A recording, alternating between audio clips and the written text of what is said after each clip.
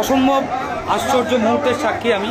আজকে মহেশের রথ উপস্থিত, আমার বন্ধু সুজয় যে ট্রাস্টি, ওর আহ্বানে আমি এখানে উপস্থিত আছি। আমার আরও প্রেসের বন্ধুরা এখানে এসেছিলেন এবং একটা দেখুন কি হচ্ছে এখানে।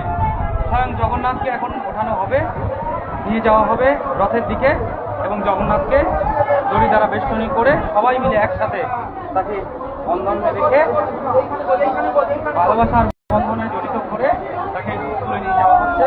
কয়েক লক্ষ ভক্ত মন্দিরের গর্ভগৃহের থেকে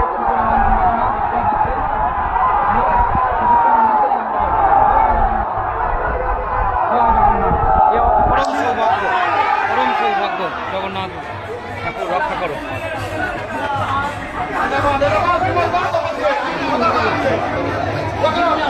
জগন্নাথ সারা বছর এখানেই অনুষ্ঠান করেন।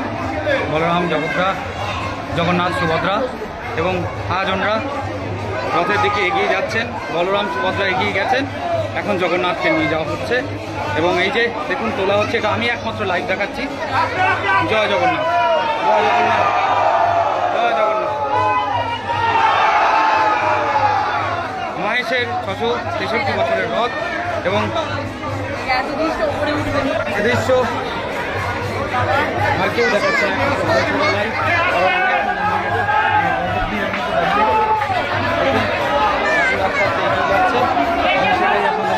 একদম সঠিক সময়ে এসে উপস্থিত হতে পেরেছি।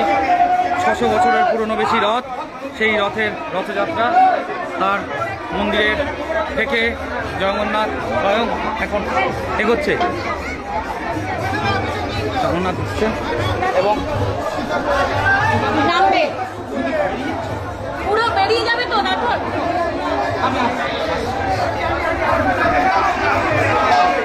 দেখুন এই দৃশ্য আমি সবাইকে দেখাতে চাইছি, এটা আর কেউ দেখতে পাবেন না, কারণ আমি গর্ভগৃহের মধ্য থেকে এখন লাইভ করছি।